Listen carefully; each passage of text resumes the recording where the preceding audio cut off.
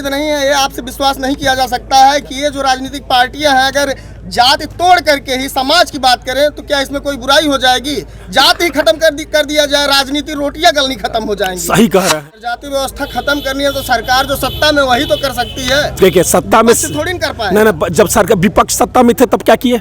जब विपक्ष सत्ता में थी तो एक जात की वैकेंसी निकालेंगे, सफाई से लिस्ट जारी होगी और आप कहते हैं कि जात विपक्ष खत्म कर देगा। कैसे जात खत्म कर देगा? सत्ता में थी तब हम पत्रकार नहीं थे, इस समय आप सत्ता में है तो हम पत्रकार हैं, तो हमारा आप नोट कर लीजिए, जब विपक्ष सत्ता में था तो बैकलॉग के नाम पे एक जातियों की भर्ती होती थी। जब विपक्ष सत्ता में था तो एक सफाई से एक लोगों की लिस्ट जारी होती थी और उस लिस्ट के हिसाब से युवाओं की भर्ती होती थी। हमारे पूर्वांचल की आप जानिए, आप देखिए कौन सी जाति थी। आप जब आपको अवसर हाईकोर्ट दिया था तब तो आप भूल गए कि राजभर बिंद मलाह केवट नोनिया चौहान कहाँ गया। आप तो उस समय याद नहीं आता था, आप जब सत्ता से बाहर गए हैं तब याद आ रहा है। अरे बिंद मल्ला केवट के अलावा संजय निषाद जी मल्ला और केवट की लड़ाई लड़ रहे हैं, राजभर समाज के ओम प्रकाश जी लड़ रहे हैं, दलितों की लड़ाई बसपा और भीम आर्मी लड़ रही है। तो इसी तरह जब समाज टूट गया तो कहां से एक साथ होकर के किसी भी राजनीतिक पार्टी के लिए आप संघर्ष कर पाएंगे? जनता की आवाज कहां से बन पाएंगे? देखिए जब जातियों में बंटते जाएंगे। दोस्तों नमस्कार, इस हमारी मौजूदगी आजमगढ़ जिले के ग्राम सभा करुई रामलीला मैदान में है और आपसे बताते हैं यहाँ पे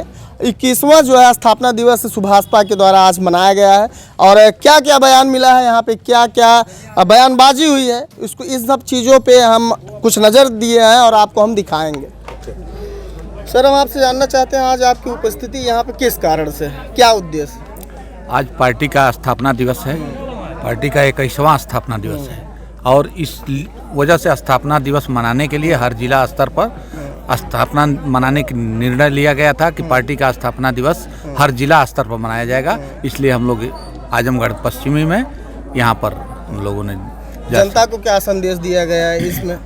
जनता का संदेश नेताजी के जो विचार सिद्धांत हैं उसी का बताया जाता है। मतलब अभी हम स्पीच सुने हैं, स्पीच में जो है कुछ मतलब राजभर समाज से ही स्पीच था, तो क्या सिर्फ एक व्यक्ति विशेष जात के लिए ही जो है संगठन या पार्टी चल रही है? हर जाति के गरीब उसमें सुने होंगे जी। राजभर सहित सभी जाति के गरीबों के लिए यह लड़ाई है, यह संगठन जो चल रहा है यह हर जाति के गरीब की लड़ाई लड़ने के लिए। तो इसमें क्या मतलब आगे क्या 2024 के चुनाव को लेकर के ही जो है मतलब हर जगह ये मीटिंग चलती रहेगी? नहीं, ये पार्टी का स्थापना दिवस मनाया जाता है। स्थापना दिवस है लेकिन और भी जो है आगे अभी आगामी आप बताए हैं कि कहीं और मीटिंग करने वाले पार्टी अपने संगठन का धार तो देने का काम करेगी ही। पार्टी है तो संगठन का काम अनवरत चलता रहेगा। पार्टी का काम अनवरत चलेगा तभी जाके पार्टी के कार्यकर्ता अब पार्टी के सिद्धांतों के बारे में जानते रहेंगे। आज निर्णय लखनऊ में बैठ के हमारे नेताजी जो ले रहे हैं उसको हम जनता के बीच तक किस तरह से पहुंचाएंगे, छोटी छोटी मीटिंगों के माध्यम से हम क्या कारण रहा जो है सपा छोड़ के बीजेपी से गठबंधन दोबारा करने का क्या कारण है? एक बार बीजेपी को छोड़िए फिर सपा में जाइए, एक बार सपा को छोड़िए बीजेपी में जाइए। शायद सपा को हम लोगों की आवश्यकता नहीं रही होगी। हम लोग किसी को छोड़ते नहीं हैं, लोग हम लोगों को छोड़ देते हैं। आपके साथ क्या लगता है कि और भी समुदाय के लोग आएंगे? बिल्कुल हैं, आएंगे नहीं हैं बिल्कुल। आज जो भी पिछड़े गए लोग हैं, वंचित लोग हैं, सब लोग पार्टी के सिद्धांतों के साथ काम करने का काम कर रहे हैं, जुड़ने का काम कर रहे हैं।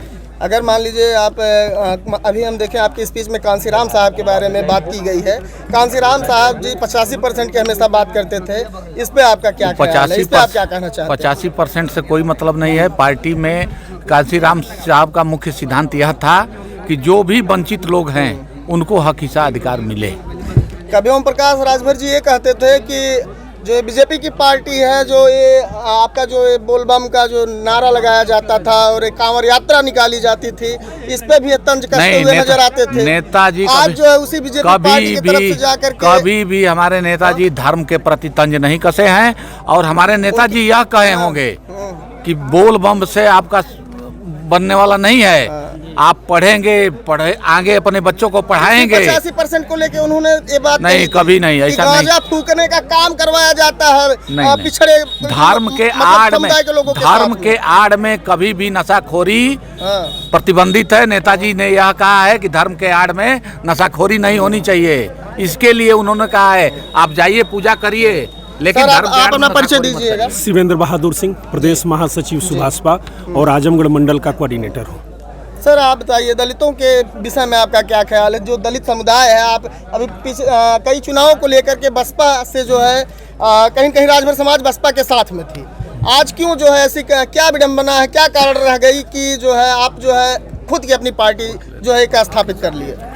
माननीय ओम प्रकाश राजभर जी ने सबसे पहले जब पार्टी की स्थापना किया तो उन्होंने अति पिछड़ा और अति दलित के कल्याण के नाम पे ही पार्टी की स्थापना किया। नेताजी यही नहीं कहे, सबसे पहले अगर भारत की राजनीति में अगर गरीब सवर्णों को भी आरक्षण देने की आवाज उठाने का काम किया तो उस नेता का नाम माननीय ओम प्रकाश राजभर जी। क्या आपका ये उम्मीद नहीं है, ये आपसे विश्वास नहीं किया जा सकता है कि ये जो राजनीतिक पार्टियां हैं अगर जाति तोड़ करके ही समाज की बात करें तो क्या इसमें कोई बुराई हो जाएगी?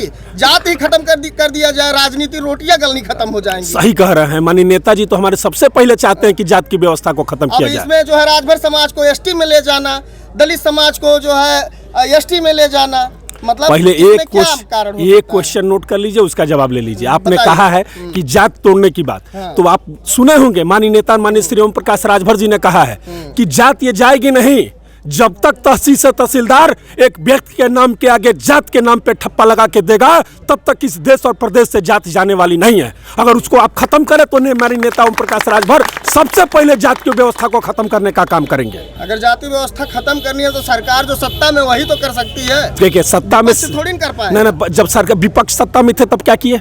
जब विपक्ष सत्ता में थी तो एक जात की वैकेंसी निकालेंगे, सफाई से लिस्ट जारी होगी, और आप कहते हैं कि जात विपक्ष खत्म कर देगा। कैसे जात खत्म कर देगा? सत्ता में थी तब हम पत्रकार नहीं थे, इस समय आप सत्ता में है तो हम पत्रकार हैं, तो हमारा नहीं, आप नोट कर लीजिए, जब विपक्ष सत्ता में था तो बैकलॉग के नाम पे एक जातियों की भर्ती होती थी। जब विपक्ष सत्ता में था तो एक सफाई से एक लोगों की लिस्ट जारी होती थी और उस लिस्ट के हिसाब से युवाओं की भर्ती होती थी। हमारे पूर्वांचल की आप जानिए, आप देखिए कौन सी जाति थी। आप जो विपक्ष में कौन लगते थे, कौन सी करते, आप देखिए, हम करा रहे हैं, आप मालूम कर लीजिए।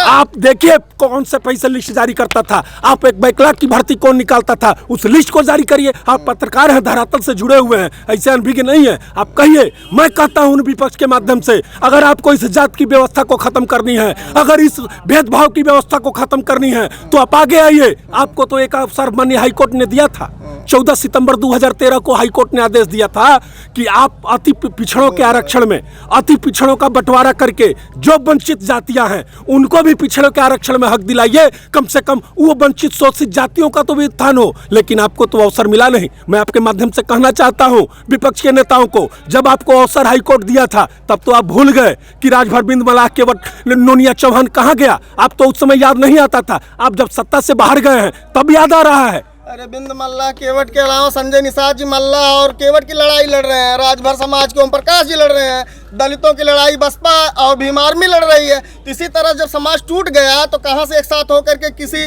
भी राजनीतिक पार्टी के लिए आप संघर्ष कर पाएंगे? जनता की आवाज कहां से बन पाएंगे? देखिए, जब जातियों में बंटते जाएंगे तो जो जातियों में बंटना है, सबसे पहले जातियों में बंटने का काम पूर्व के राजनीतियों में हुआ। बसपा के शासनकाल में जब सभी लोग ये वंचित शोषित जातियाँ जो अति पिछड़े और अति दलित की जातियाँ थे, उनके सहयोग से बसपा की राजनीति बनी थी, उनके सहयोग से सपा की 4-4 बार मुख्यमंत्री हुए। लेकिन जब उन सरकार में गए तो क्या इन जातियों के प्रति उनका कोई उत्थान का एक मैनिफेस्टो था? एक उदाहरण बता दीजिए कि जो इन जातियों के प्रति कल्याण के लिए बोर्ड का गठन किया हो, या उनके कल्याण के लिए कोई भर्ती निकाली हो, या इनके स्वाभिमान के लिए कोई पैरवी किया गया हो? कहीं नहीं हुआ है। ठीक है, आपका बहुत बहुत धन्यवाद करते हैं। आपने प्रतिक्रिया दिया सामाजिक हित में, जो आपका जो है गाइडलाइन है पार्टी की वो भी आपने जनता के बीच में रखा, उसके लिए हम आपका बहुत धन्यवाद।